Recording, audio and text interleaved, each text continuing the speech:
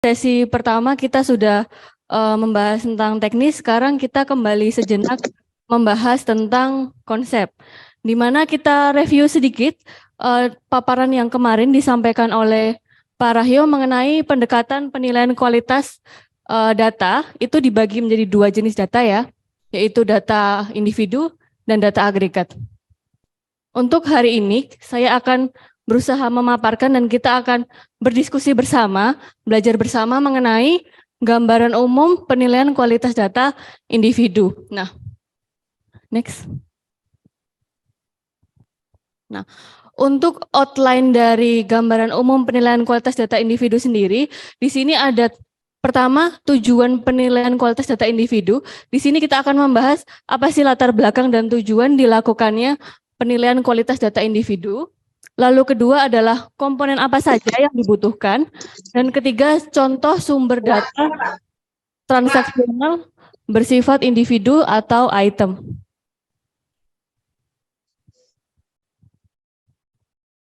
Oke, yang pertama adalah tujuan dilakukannya penilaian kualitas data individu. Di sini kita harus mengerti bahwa level terkecil dari sebuah pelaporan data itu dimulai dari data individu yang bersifat sangat personal ya, di mana tujuan pertama di sini adalah untuk meningkatkan kualitas pencatatan pada rekam medis sehingga data yang dilaporkan itu dapat diagregasi. Nah, kita mengerti bahwa data ketika akan diagregasi atau dilaporkan pada Vaskes atau Puskesmas ataupun level yang akan dilaporkan ke contoh dari dinas kabupaten kota ke provinsi harus memastikan bahwa data yang dilaporkan itu memiliki kualitas yang baik.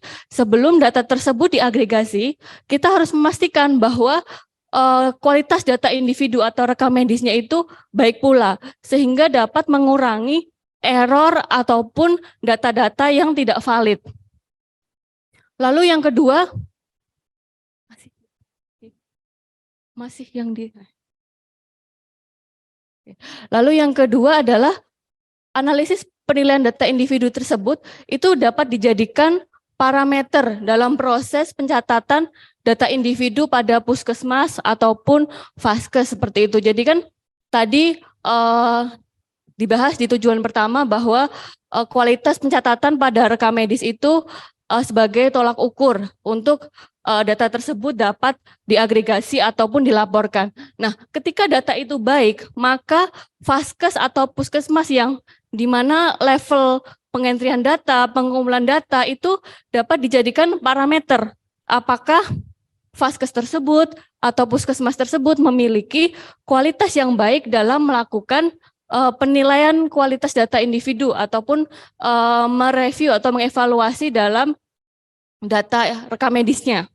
Lalu yang ketiga di sini adalah dapat dijadikan pedoman untuk melakukan penelitian yang terkait dengan penilaian kualitas data. Nah, di sini kita sudah menjelaskan sebelumnya bahwa penelitian ataupun evaluasi mengenai bagaimana proses penilaian kualitas data yang baik, bagaimana metode dan alurnya itu terus diperbaiki, terus dievaluasi.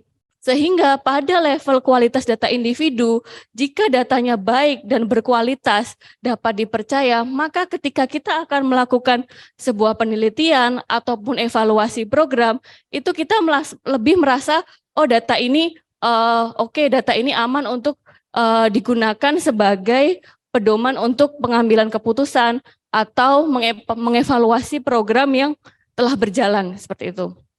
Nah, lalu yang keempat adalah mencegah resiko kejadian yang tidak diinginkan pada pasien dan serta mempermudah proses follow up layanan kesehatan. Di sini kita perlu memperhatikan bahwa data individu itu sendiri tidak hanya berguna untuk vaskes ataupun saat proses pelaporan.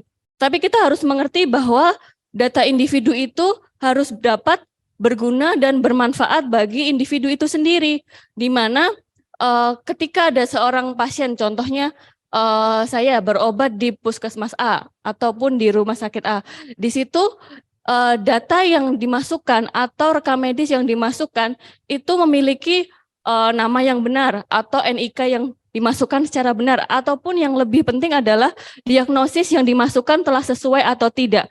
Sehingga nanti ketika mungkin ada pasien yang ingin melakukan perawatan rawat jalan secara berkala, itu tidak terjadi kerugian terhadap pasien ataupun individu yang berada di rekam medis tersebut.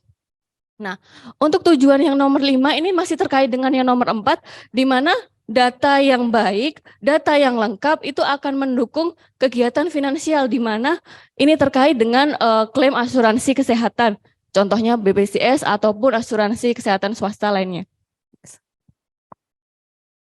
Nah, kita sudah membahas mengenai apa sih tujuan dilakukannya penilaian kualitas data individu, sehingga kita tahu bahwa jika kita melakukan penilaian data individu itu memiliki manfaat apa saja, lalu resiko dan konsekuensi apa yang akan kita terima jika kita tidak memiliki atau tidak mengevaluasi data individu secara berkelanjutan, itu konsekuensinya seperti apa.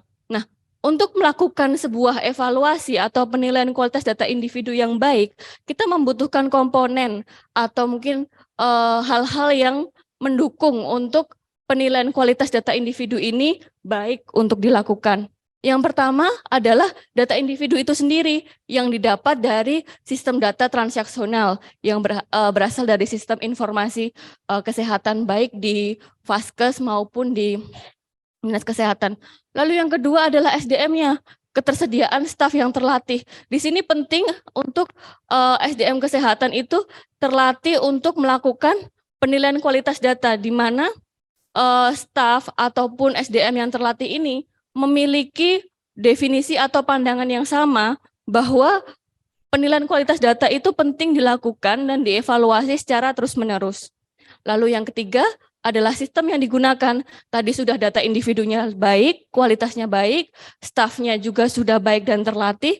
Lalu yang ketiga adalah bagaimana sistem yang digunakan untuk menginput atau memasukkan data individu itu sendiri. Nah, yang keempat adalah ketersediaan panduan yang disepakati secara nasional untuk melakukan penilaian kualitas data individu. Nah, ini penting apa? Agar kita dari level nasional hingga level Vaskes yang paling bawah itu memiliki kesepakatan yang kita semua tuh dari atas sampai bawah memiliki pemahaman yang sama. Jadi tidak ada mengalami miskonsepsi antara kalau melakukan penilaian kualitas data itu yang satu menganggap A, terus yang lain menganggap B. Jadi biar tidak ada kesalahan pengertian dalam melakukan penilaian kualitas data individu. Nah, lalu yang terakhir, ketika sudah ada nih datanya baik, stafnya sudah terlatih, sistemnya juga sudah oke, panduannya juga sudah disepakati secara nasional dari atas sampai bawah sudah sepakat, kita akan melakukan penilaian data seperti ini. Lalu dari segi pemerintah harus mendukung dengan apa? Melakukan kebijakan yang mendukung bahwa penilaian kualitas data ini penting loh dilakukan. Jadi kebijakan ini sebagai salah satu anjuran agar penilaian data ini dilakukan secara rutin untuk data individu seperti itu. Lalu next. Nah, di sini ada contoh sumber data transaksional yang bersifat individu atau item. Mungkin Bapak Ibu sudah lebih paham dan mengenal. Di sini saya hanya menunjukkan contoh-contohnya saja. Ada contohnya ada SI-SDMK, ada EPBGM, ASIK untuk pencatatan imunisasi. Lalu ada e-cohort untuk kesehatan maternal, SITB untuk pencatatan TB, ada SIHA. Lalu ada ESISMAL dan RS Online dan aspek serta manajemen logistik. Nah, di sini itu konsep penilaian kualitas data individu masih bersifat konsep ya Bapak Ibu, di mana kami masih berusaha untuk mengenalkan dan memaparkan jika penilaian kualitas data itu tidak hanya penilaian kualitas data agregat yang akan dijadikan pelaporan, namun juga ada penilaian kualitas data individu. Jadi untuk gambaran umumnya, konsep ataupun bagaimana cara menilainya masih membutuhkan evaluasi, diskusi lebih lanjut, bagaimana melakukan penilaian kualitas data individu yang terbaik. Nah, setelah sesi ini nanti akan dijelaskan oleh rekan saya mengenai bagaimana melakukan pendekatan penilaian kualitas data individu menggunakan dimensi kualitas data individu yang seperti sudah dijelaskan Pak Rahyo pada kemarin ya. Jadi ini hanya sekilas saja untuk pembukaan mengenai gambaran umum bagaimana sih kita melakukan tujuan dan komponen dilakukannya penilaian kualitas data individu. Seperti itu. Mungkin sekian dari saya. Mohon maaf jika ada salah kata ataupun saat penyampaian. Mungkin saya kembalikan ke MC, saya tutup. Terima kasih. Assalamualaikum warahmatullahi wabarakatuh.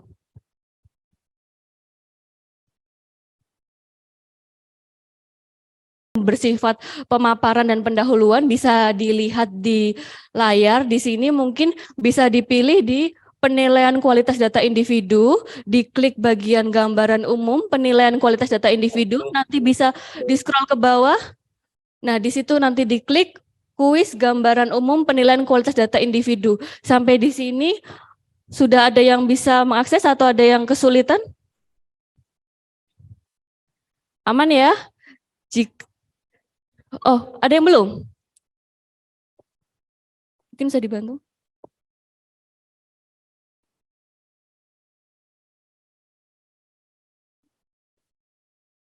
Bapak Ibu yang sudah bisa masuk, kita tunggu terlebih dahulu ya, supaya kita mengerjakannya bersama-sama begitu.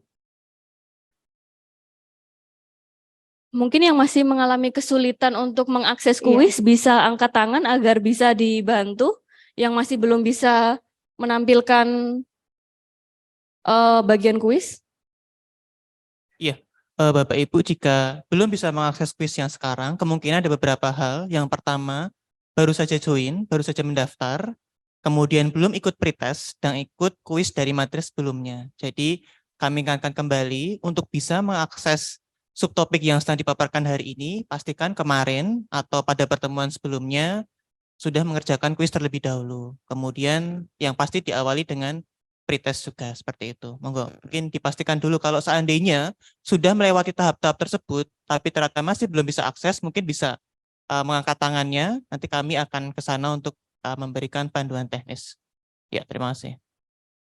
Ya, Bapak Ibu yang terkendala boleh angkat tangan. Nanti ada tim fasilitator yang menghampiri. Boleh dibantu?